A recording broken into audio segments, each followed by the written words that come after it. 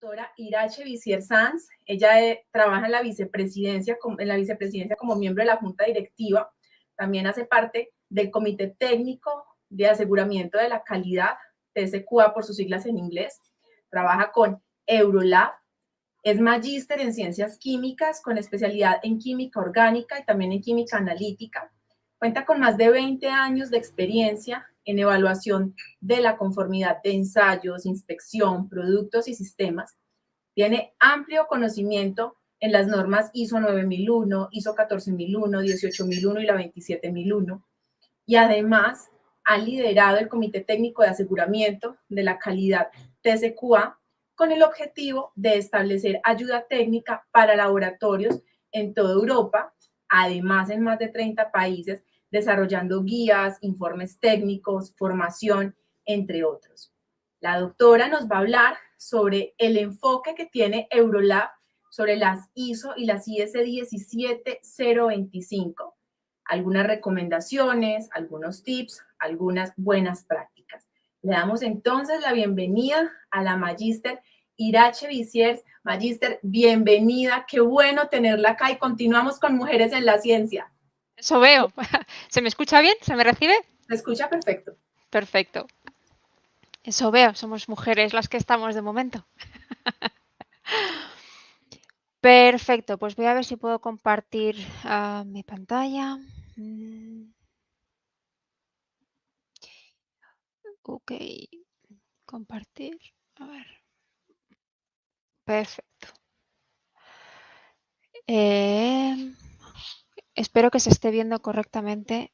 Te estamos viendo perfecto. Perfecto, pues muchísimas gracias por la invitación, por poder participar en el simposio. Espero que sea muy fructífero y que todas las charlas aporten mucha luz y mucha información sobre los problemas que tienen los laboratorios actualmente. Yo voy a hablar sobre la 17025. Primero sí que me gustaría, por si no es del todo conocido, quería presentar Eurolab porque, bueno, es una asociación europea, aunque sí que es verdad que participan más países aparte de los netamente europeos. Es una asociación que se creó en los 90 y trabaja con diferentes asociaciones nacionales representando laboratorios de ensayo, laboratorios de calibración. Tenemos 18 full members, 18 miembros de pleno derecho, 3 miembros asociados, un miembro observador y 3 afiliaciones internacionales. Podéis ver los países que pertenecen. Veis que tenemos pues el Congo, Sudáfrica, Estados Unidos. Bueno, pues hay un montón de países con los que tenemos bastante relación. Agrupa alrededor de 3.000 entidades de evaluación de la conformidad y representamos unos 150.000 expertos en el mundo de los laboratorios, así que es una asociación que es bastante grande en el mundo de los laboratorios. Como pueden ver, pues aquí está la junta directiva, nuestro presidente, el italiano Paolo Moscati, la vicepresidencia y los diferentes miembros de la junta directiva. ¿De qué se encarga la asociación? Pues lo que queremos fundamentalmente es que se escuche la voz de los laboratorios en el entorno europeo, pero no solo en el entorno europeo, puesto que además tenemos bastantes sillas de honor en ILAC, que como sabéis es la Organización Internacional de Entidades de Acreditación de Laboratorios en el mundo. Interactuamos con diferentes organizaciones, no solo con laboratorios o con entidades de acreditación, sino con otras asociaciones de laboratorios como puede ser Eurachem o Euramed o bueno, WILI, diferentes asociaciones con las que colaboramos en nuestro trabajo diario. Agrupamos todo tipo de sectores, laboratorios de todo tipo de sectores industriales o incluso bueno, pues médicos también o de microbiología o, bueno, de diferentes, yo creo que todos los sectores en los que hay ensayo están incluidos dentro de Eurolab, y lo que intentamos es aportar valor a nuestros miembros y a la sociedad con la experiencia de los laboratorios.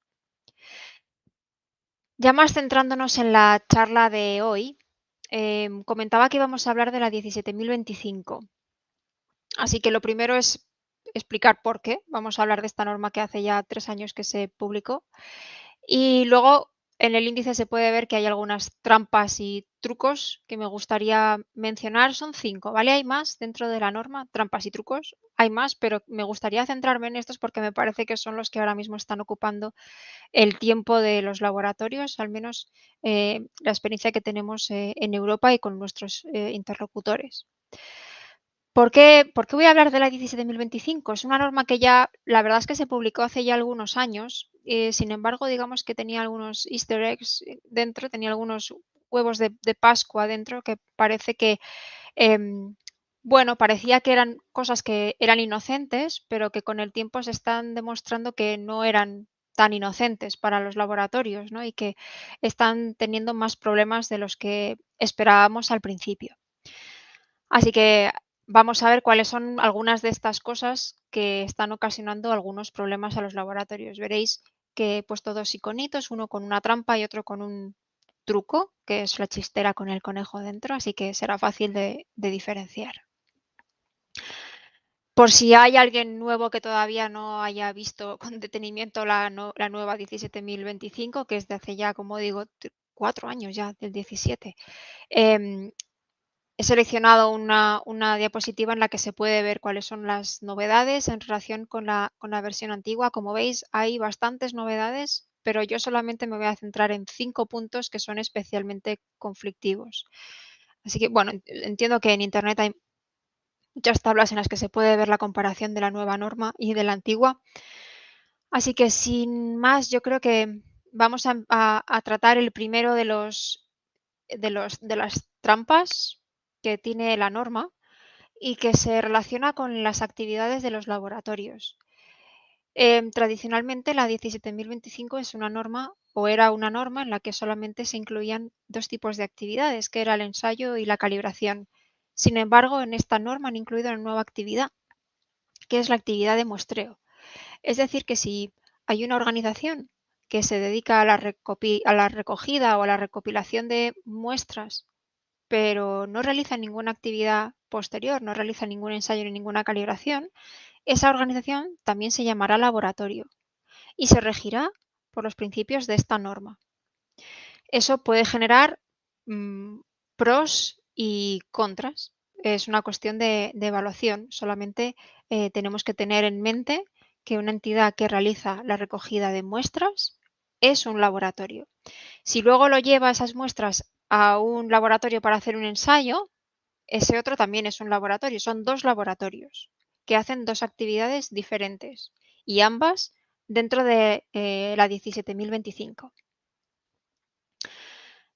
Otra de las novedades de la norma, antes se mencionaba que tenía que haber un responsable técnico y un responsable de calidad. Bueno, digamos que este es un cambio menor, aunque ha ocasionado cierto ruido.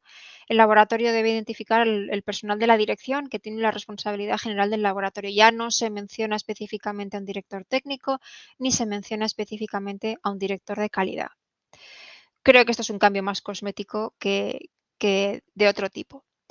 Sin embargo, sí me parece interesante mencionar que el laboratorio, según la norma, debe definir y documentar el alcance de sus actividades. Esto, que puede ser equiparado al alcance de acreditación del laboratorio, si hablamos de laboratorios acreditados, por supuesto, entiendo que entre la audiencia habrá laboratorios acreditados y laboratorios no acreditados. Entonces, si estamos hablando de un laboratorio acreditado, pues seguramente el alcance de sus actividades estará muy relacionado con el alcance de acreditación de ese laboratorio. Y algo que puede parecer que, bueno, pues vale, no es nada adicional, sin embargo, sí que cierra la puerta, o al menos aquí en Europa está sucediendo, cierra la puerta a la realización de subcontrataciones permanentes. Antes, con la norma antigua, las entidades de acreditación permitían a los laboratorios que realizaran subcontrataciones permanentes, siempre y cuando se asumiera la responsabilidad sobre la actividad subcontratada. Sin embargo, ahora la nueva norma está cerrando esa opción y eso puede ocasionar bastantes problemas a los laboratorios que por sus circunstancias específicas decidan subcontratar de forma permanente alguna de sus actividades. Esto puede darles problemas a la hora de acreditarse para esas actividades, puesto que están permanentemente subcontratadas. Supongo que luego habrá tiempo para hacer preguntas y a lo mejor alguna está relacionada con esto. Otra de las novedades de esta norma es el tema del pensamiento basado en riesgos. Los laboratorios que estén acostumbrados o que tengan una certificación de tipo 9001 no les va a parecer no les va a asustar tanto este apartado de la norma, que en realidad, bueno, sí que existe un apartado específico de qué cosas se incluye en este concepto del pensamiento basado en riesgos, pero es algo que se va mencionando por toda la norma. He querido resaltar estas dos frases porque son las que están ocasionando más problemas en nuestro entorno. La primera es que el laboratorio es responsable de decidir qué riesgos y oportunidades es necesario abordar. Pero la siguiente es quizá más importante, sobre todo para los laboratorios que están acreditados, y es que la entidad de acreditación evalúa si el laboratorio ha establecido las acciones apropiadas para tratar los riesgos y las oportunidades. ¿Qué quiere decir esto? Que no debería entrar en si la identificación de los riesgos se ha realizado correctamente. Sin embargo, es muy tentador para los auditores que vienen a nuestra casa y nos hacen las auditorías no solamente entrar en si las actividades o las acciones que se han hecho para tratar los riesgos son adecuadas, sino que les tienta el entrar a decidir si la identificación de los riesgos y las oportunidades se ha hecho correctamente según su criterio. Esto es una fuente de problemas durante las auditorías de acreditación iniciales o de seguimiento, puesto que cada auditor que venga a nuestra casa puede tener un criterio diferente si la entidad de acreditación en realidad no ha hecho una buena labor de homogeneización en cuanto a los criterios que va a utilizar para los laboratorios. Si cada auditor que viene a nuestra casa de entidad de acreditación nos dice qué riesgos deberíamos incluir, qué riesgos o cómo deberíamos identificar los riesgos, se abre una puerta a potenciales no conformidades que están directamente relacionadas con la subjetividad del auditor, lo cual es un problema. Es un problema que tenemos que atajar y ya estamos empezando a ver problemas en este sentido. Es algo que hay que tener en cuenta cuando se está dentro de una auditoría de acreditación. Si hay algún laboratorio aquí que todavía no se ha enfrentado a este apartado, me gustaría ofrecer no solo una trampa, sino también un truco. Cómo identificar cómo identificar y evaluar los riesgos. Dentro de Eurolab hay un órgano técnico que se conoce como el TCQA, Technical Committee for Quality Assurance, que de lo que se encarga fundamentalmente es de escuchar y de producir y de ayudar, producir ayuda. ¿Qué escuchamos? Pues escuchamos los problemas de los laboratorios, bien porque bueno, pues cada miembro nacional nos dice cuáles son los problemas que tienen, pero también asistimos a diferentes foros de laboratorios y entidades de acreditación, como antes he mencionado. Estamos muy presentes en EA, estamos muy presentes en ILAC y escuchamos no solamente lo que sucede en el mundo de los laboratorios, sino también en el mundo de los acreditadores y en el mundo de los propios consumidores. Y una vez que escuchamos cuáles son los problemas, producimos ayuda y la ayuda la producimos en forma de unos documentos muy cortitos que llamamos cookbooks, que son como recetas.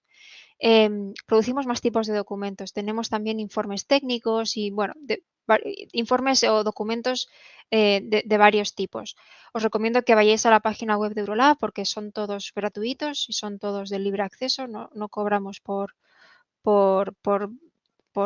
acceder a esta información. Entonces, lo que producimos es estos cookbooks que recogen tips o ayudas sobre aquellos puntos de la norma que creemos que están ocasionando problemas para los laboratorios. Este es uno de ellos. Y Eurolab ha producido un cookbook sobre la evaluación de riesgos. Entonces, me gustaría presentaros. Vamos a ver si puedo salir de la presentación. Bueno, no, aquí. Espero que podáis ver mi pantalla. Os quiero presentar este cookbook. O si no me lo llevo, no sé si estáis viendo mi pantalla, de todas formas me lo voy a llevar aquí.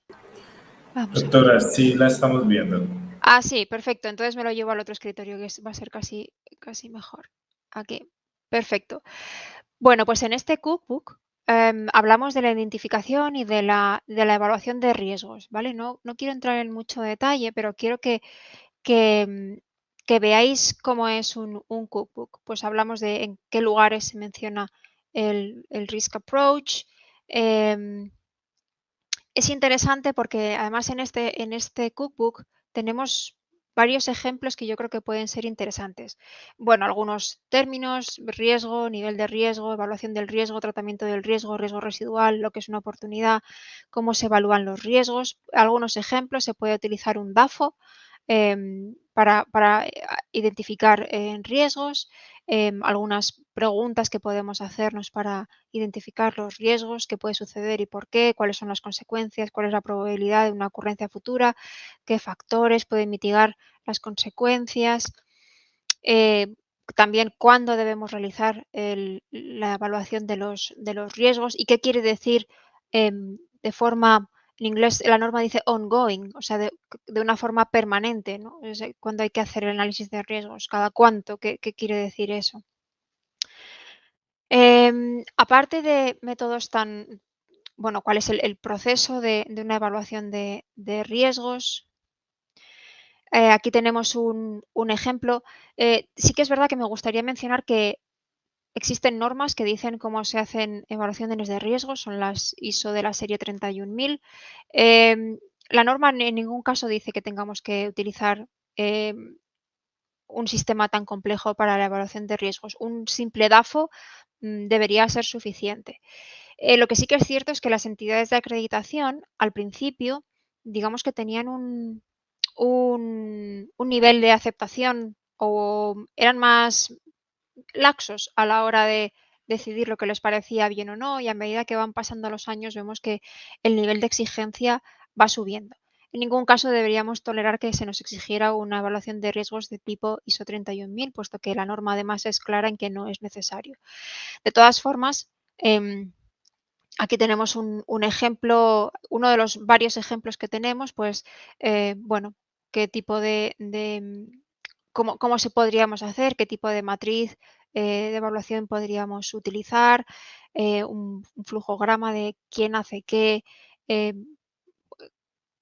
categorías de riesgos, qué tipos de riesgos deberíamos estar evaluando: financieros, estratégicos, políticos, económicos, éticos y legales, de medio ambiente, de factores humanos, técnicos y de gestión, de planificación. Bueno, aquí tenemos un ejemplo bastante exhaustivo que puede ser de ayuda a aquellos laboratorios que aún no hayan o que tengan desviaciones relacionadas con este aspecto o que aún no hayan tratado este aspecto directamente en la norma.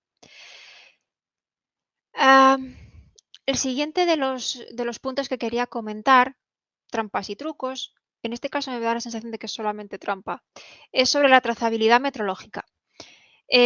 Sabéis que en la antigua norma era un punto bastante extenso y siempre ha sido bastante problemático para los laboratorios, tanto para los de ensayo como para los de calibración. Sin embargo, la nueva norma lo que ha hecho ha sido desarrollar un anexo que se parece mucho, mucho, mucho, mucho a un documento de ILAC, el documento de ILAC P10. Sabéis, ILAC es el club de los acreditadores a nivel mundial, desarrolla un montón de documentos guía y no guía y mandatorios también. que dice cómo se deben realizar ciertas cosas. Bueno, pues tiene tiene una guía que es la ILAC P10 que explica qué quiere decir trazabilidad metrológica y cómo se debe evaluar. Las condiciones para calibrar un equipo, bueno, ahora son dos. Dice, si la exactitud o la incertidumbre afectan a la validez de los resultados y se requiere también la calibración para establecer la trazabilidad metrológica. Todos esto, la norma ha trasladado todos, básicamente dentro de la norma se ha quedado aquí dentro, pero luego ha trasladado todo a un anexo informativo. Que a ver hasta qué punto es informativo. Pero bueno, si nos vamos a ese anexo, que está al final, es el anexo A, nos explica cómo se puede demostrar la trazabilidad metrológica. Dice así, dice que los resultados de una calibración que se emiten por laboratorio, o sea, se puede demostrar trazabilidad si los resultados los emite un laboratorio que cumple con la ISO 17025. Y para los productores de materiales de referencia, deben ser aquellos que cumplen con la ISO 17034. Ahora, ¿cómo se demuestra el cumplimiento con estas normas? Bueno, pues nos dan tres vías. La primera, la acreditación, por supuesto. La segunda, una evaluación realizada por clientes. Y la tercera, una autoevaluación. De estas tres opciones, al menos nuestra experiencia en Europa, no sé cómo será al otro lado del charco, pero es que solamente la opción 1 es la realmente permitida. Solamente si estás acreditado para proporcionar calibraciones, se permite que un laboratorio de ensayo utilice un laboratorio de calibración. Esto todavía genera muchas dudas sobre qué va a pasar con la calibración interna, pero creo que más adelante en el simposio pues hay una charla específica sobre la calibración interna, qué se considera calibración interna, qué no se considera calibración interna. Si tú haces calibración interna tienes que cumplir con los mismos requisitos que un laboratorio de calibración o no, o son menos. Bueno, pues todavía hay muchos apartados que quedan por responder. Y no solamente nos proporcionan estas tres alternativas, sino que además dentro de los laboratorios que nos pueden proporcionar calibraciones, se establecen dos tipos diferentes, ¿no? Aquellas calibraciones que están emitidas por un Instituto Nacional de Metrología para magnitudes cuyas CMC están incluidas en el MRA del CIPM o calibraciones emitidas por un laboratorio de calibración acreditado por una entidad de acreditación firmante del MRA de ILAC. Esto genera también varios problemas. Es decir, ¿qué pasa si yo mando a calibrar algo a un Instituto Nacional de Metrología, a un INM, que tiene una magnitud que no está, cuya CMC no está en el MRA de CIPM? ¿Debo utilizarlo al INM antes que a un laboratorio de calibración acreditado o no? ¿O debo utilizar a un laboratorio de calibración acreditado? Si tengo un laboratorio de calibración que está acreditado para determinadas magnitudes, pero yo tengo que calibrar otras magnitudes para las cuales no está acreditado, ¿debo seleccionar este laboratorio de calibración o puedo utilizar un laboratorio de calibración que no esté acreditado? ¿Qué es mejor?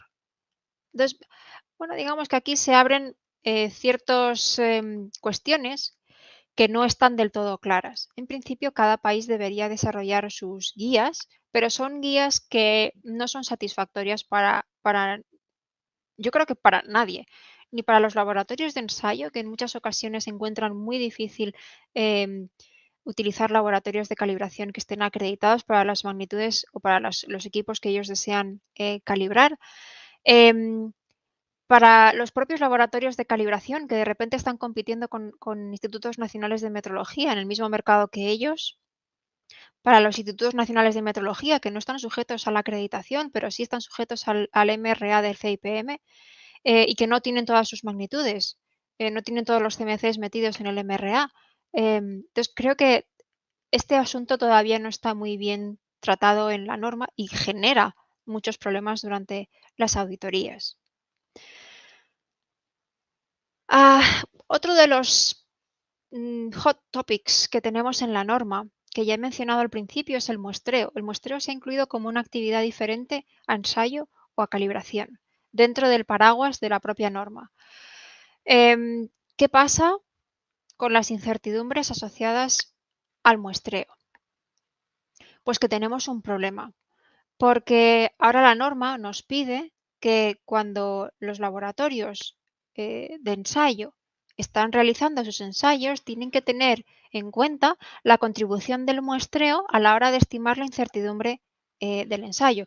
Evidentemente, el muestreo per se no tiene una incertidumbre asociada, puesto que eh, no arroja ningún valor. Sí que es verdad que arroja una representatividad de la muestra, eso es cierto, pero tenemos que aprender a evaluar la contribución del muestreo en la incertidumbre de la medida, o de la calibración, pero bueno, en cualquier caso de la medida. ¿Y cómo se hace esto? Pues no es tan fácil, no es tan fácil como parece. Aquí quiero mostrar dos trucos, dos documentos que son muy buenos. No los ha hecho Eurolab, pero sí que hemos colaborado con ambos dos, como podéis ver en la portada de Eurachem, que hemos colaborado aquí con la gente de Eurachem. Aquí está Eurolab. Y este es de Nortes. Yo creo que este es anterior. Ah, no, el de Eurachem es anterior al de Nortes. Los dos son muy buenos, los dos son gratis. Os aconsejo que, si os estáis viendo en la tesitura de que tenéis que incorporar la contribución del muestreo en la incertidumbre de la medida, os aconsejo que utilicéis estos dos libros, estos dos documentos. No son libros, pero no son muy largos. Entonces, y arrojan realmente luz sobre cómo se debe hacer. Esto es uno de los problemas que han surgido con la nueva norma y que en muchas ocasiones ni siquiera las entidades de acreditación saben bien cómo tratar o en qué casos sí, en qué casos no. Porque, claro, evidentemente a dos laboratorios en igualdad de condiciones o que realizan del mismo tamaño, que realizan el mismo tipo de mediciones, si uno de ellos incluye la contribución del muestreo y otro no, el que incluye la contribución del muestreo tendrá unas incertidumbres mucho mayores que el que no incluye la contribución del muestreo. Y eso, evidentemente, va a hacer que los clientes prefieran utilizar un laboratorio cuyas incertidumbres son menores. Entonces, esto puede ocasionar bastantes problemas para los laboratorios en el momento en el que esto es una exigencia, ¿no? O todos o ninguno, o en qué casos sí o en qué casos no, porque en el fondo estamos hablando del pan de los laboratorios a la hora de tener sus clientes o de que los clientes se vayan a otro laboratorio porque tienen incertidumbres más pequeñas, cuando la realidad es que tampoco es así, porque en cuanto tú metes la contribución del muestreo, las incertidumbres se van a disparar. Pero bueno, aquí tenemos dos trucos que pueden ser bastante útiles. Y el último de las trampas que tenemos aquí es el tema de las reglas de decisión. Como sabéis, este es otro de los apartados nuevos de la norma, que dice que el laboratorio tiene que acordar con el cliente cuál va a ser la regla de decisión que va a utilizar, es decir, cómo va a utilizar la incertidumbre a la hora de decir si el resultado es un pasa o no pasa. Es decir, cuando el laboratorio tiene que hacer una declaración de conformidad, tiene que decidir si la muestra que ha recibido cumple o no cumple con determinado requisito. Si tenemos en cuenta la incertidumbre, puede que tengamos casos en los que antiguamente, con la anterior versión de la norma, el laboratorio no podía declarar si era conformidad o era no conformidad con el requisito establecido, porque según como tú consideres la incertidumbre, puede estar en un lado o en otro. Claro, esto ocasionaba muchos problemas con los clientes, porque había clientes que decían, bueno, a mí yo te doy una muestra para que me la analices y me dices que no sabes si cumple o no cumple. Yo no quiero esto, yo quiero que tú me digas si está dentro o está fuera. De ahí nace la regla de decisión. ¿Cuáles son los problemas que nos estamos encontrando? Pues el primero de todos es que el cliente no sabe lo que es una regla de decisión, no la entiende y no quiere entenderla. Y segundo, los laboratorios no están comunicando correctamente, porque claro, hay que comunicarlo en dos sitios, en las ofertas y en los certificados o en los informes. Tenemos que comunicarlo en las ofertas, no solamente comunicarlo, sino que debemos acordarlo con el cliente. El cliente tiene que decir si está a favor o en contra de nuestra regla. Aquí tenemos uno de los primeros problemas. El cliente no lo entiende. Esto no lo entiende, no sabe para qué necesita esto y no sabe lo que está decidiendo. Y luego, en los certificados, los laboratorios tienen que documentar cuál es la regla de decisión aplicada, teniendo en cuenta cuál es el nivel de riesgo, falsa aceptación o falso rechazo. Bueno, esto tampoco se está comunicando correctamente. Hay veces porque los laboratorios no saben cómo utilizar o cómo crear reglas de decisión. Aquí tengo no 2, sino 3 trucos diferentes. Aquí veis solamente 2, pero os voy a enseñar el tercero. Tenemos 2 documentos que hemos producido en Neurolab, un documento cortito y un documento más largo. El documento corto, este lo voy a cerrar. Bueno, el primero que os quiero enseñar no es ninguno de estos, es este. Puesto que el cliente no entiende qué es lo que está pidiendo, qué es lo que quiere o por qué le estamos hablando de reglas de decisión, no lo entienden bien. Eurolab ha creado un leaflet, un panfleto que es muy cortito, es 2 hojitas, explicando exactamente por qué necesitan la regla de decisión o por qué nosotros necesitamos acordar con ellos una regla de decisión. Entonces, les explicamos qué es una declaración de conformidad y por qué hay una decisión asociada a la declaración de conformidad. Tienen que entender lo que es la incertidumbre, bueno, los riesgos que se corren, la probabilidad de un falso positivo, la probabilidad de un falso negativo, cuál es el riesgo del productor, el riesgo del consumidor. Bueno, todo esto son cosas que el cliente tiene que entender si nosotros luego queremos hablarles en un idioma que ellos entiendan, que es una regla de decisión, si tienen algo que decir al respecto de la regla de decisión que se esté utilizando. Y sí, evidentemente, a no ser que sea parte de una norma, entonces seguiremos la norma. Y bueno, aquí damos también más documentos para que puedan tener más información al respecto. Para comunicarnos con los clientes. Y ahora tenemos 2 para internamente dentro del laboratorio poder establecer reglas de decisión que tengan sentido. Tenemos que este es el cortito, ¿vale? Este es un cookbook. Este nos habla de cómo establecer las reglas de decisión. Hablamos de cómo se puede utilizar la incertidumbre, qué está dentro, qué está fuera, si queremos utilizarlo así. Bueno, qué es una regla de decisión, qué es una guard band, no sé bien cómo traducir este concepto, banda de aviso, cómo se debe establecer la regla de decisión, qué es la tolerancia, qué es las guard bands, la zona de aceptación, zona de rechazo, cuando estamos hablando bueno, desde un nivel de confianza, tal, cuando estamos hablando del riesgo del productor, el riesgo del consumidor, la regla de decisión, qué hipótesis estamos utilizando. Ponemos ejemplos, son ejemplos muy sencillos, ¿vale? Esto es bastante simple. Tenemos un par de ejemplitos y, bueno, literatura básica que podemos utilizar. Este documento está muy bien para dar una introducción. Ahora, cuando hicimos este documento, nos quedamos con las ganas de hacer algo un poco más extenso. Entonces hicimos este Technical Report que habla de... Es parecido al anterior, pero más extenso, ¿vale? Entonces, bueno, digamos que aquí hablamos de los errores tipo 1 y tipo 2, cómo utilizarlo con tolerancia simple sin banda de aviso, con simple tolerancia y banda de aviso, con un intervalo de tolerancia sin banda de aviso, con un intervalo de tolerancia con banda de aviso. Entonces, bueno, pues aquí vemos todos los apartados, los tipos de errores, tipo 1 y tipo 2, falso positivo, falso negativo, cuál es el riesgo del consumidor, el riesgo del productor.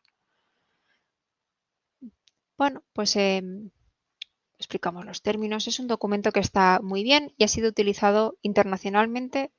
Lo hemos presentado en EA, lo hemos presentado en ILAC y muchos países lo están utilizando las propias entidades de acreditación para evaluar a sus laboratorios. Por lo tanto, os recomiendo su lectura si es que tenéis problemas con este apartado. Nosotros en Europa estamos empezando a ver problemas con las entidades de acreditación a la hora de evaluar las reglas de decisión.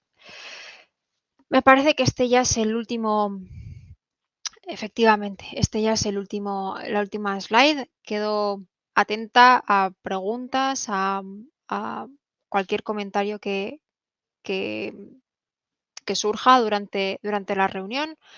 Podéis localizarme en Eurolab, podéis entrar en la página de Eurolab, allí podéis ver los correos de todos, podéis escribirnos sin problema, estaremos encantados de solucionar los problemas que podáis tener. No sé cómo dejar de compartir. ¿Qué? Aquí. No, dejar de compartir, vaya. Aquí. Bueno, le queremos dar las gracias a Irache Visiers por esta conferencia y empiezan las preguntas de los asistentes a LatinoLab 2021 y Lorena González nos dice, buenos días, las reglas de decisión dadas por el cliente pueden estar por fuera de las especificaciones dadas por el documento de referencia y o el fabricante. Esto no es que sea un conflicto. Por reglas, si lo que se está admitiendo aquí en Europa es que si las las normas de ensayo incluyen una regla de decisión, esa es la que se debe utilizar. Si el cliente quiere que utilicemos otra regla de decisión, debe decírnoslo por escrito. En ese caso, podremos utilizar la regla del cliente, lo que nos pida nuestro cliente, que para él trabajamos. Muy bien. Nos pregunta Viviana Quiseno, nos pregunta por los nombres de la incertidumbre en el muestreo. ¿Cómo los nombres? No acabo de entender la pregunta, Svento. Supondría yo que Viviana tal vez nos está preguntando por las variables que se tienen en cuenta en el cálculo de la incertidumbre en el momento de hacer un ejercicio de muestreo, tal vez. Bueno, depende, porque todo aquello, en cuanto tú desarrollas un plan de muestreo, existen ciertas variables. No es lo mismo tomar una muestra en estático que una muestra en dinámico. Por ejemplo, tomar una muestra de agua en una piscina, que tú tienes que tomar la muestra a diferentes profundidades, que tomar una muestra de agua en un río, que el agua es corriente o no es lo mismo tomar una muestra de un contable o de un incontable. Es decir, si tienes 1000 cajas, seleccionas un número determinado de cajas, o si tienes una masa, seleccionas, no sé, depende de diferentes lugares de la muestra. Cada plan de muestreo tiene sus propias contribuciones a la incertidumbre y está relacionado con la representatividad de la muestra, pero por eso las entidades que toman la muestra tienen que especificarnos muy bien cómo han tomado la muestra, para que nosotros podamos evaluar cuál es la incertidumbre del ensayo asociado o de la medida asociada a esa muestra. En los libros que os he mencionado se explican todas las variables, diagramas de espina, todas las variables que se pueden tener en cuenta. Podéis encontrar allí tips. Perfecto. Nos pregunta Jonathan Gómez Sepúlveda. ¿El cliente puede definir no utilizar una regla de decisión incluso cuando sea un dispositivo médico cubierto por la OIML R148? Bueno, nosotros tenemos nosotros respondemos frente a nuestros clientes. No sabemos qué uso va a hacer de ese resultado, no sabemos para qué lo necesitan o para qué lo quieren. Por supuesto, todo debería quedar perfectamente documentado. Es decir, si mi cliente no quiere que yo utilice ninguna regla de decisión, tiene que decírmelo por escrito y seguramente tendrá que justificármelo para que yo pueda utilizar eso en caso de que exista algún problema. No queremos que haya en el mercado equipos médicos que estén matando gente y que al final los responsables sea el laboratorio por una solicitud que le hizo un cliente. No sabemos bien por qué, ni cómo, ni cuándo. Creo que es una situación que hay que tratarla con mucho cuidado y hay que hacerlo caso por caso. No creo que sea, o sea, como no sabemos para qué lo va a utilizar el cliente, tampoco podemos hacernos responsables de cuál es el uso que va a hacer el cliente. Entonces, creo que habría que mirarlo en cada caso en particular y estar muy seguros de que no va a haber problemas. Muy bien. Nos pregunta Raimundo León si sabemos si ya se está trabajando en una nueva revisión de la norma ISO 17025. Por Dios, no, espero que tarde mucho. En realidad no va a tardar mucho en que se haga la consulta a los países. Sabéis que las normas ISO tienen un ciclo de revisión de 3 o 4 años.